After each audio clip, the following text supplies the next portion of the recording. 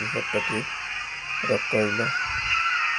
3টা ফ্লাইট একই সাথে ল্যান্ড হয়েছে। দেখো 3টা ফ্লাইট, প্রথমটা উঠে গেছে, দ্বিতীয়টা উঠে গেছে, তৃতীয়টা আরামসে ল্যান্ড হয়েছে। এখন আরে ভাই কত বড় বিপদ হইতে আছে দেখেন এখানে। দেখুন পাইলটটা কীরকম এমার্জেন্সি ডোর ওপেন করে গেছে ভিতরে। এটাও এখান থেকে সরাইছি, দ্বিতীয়টা সরে গেছে, তৃতীয়টা নামছে। কত বড় একটা ঘটনা হইতে আছে।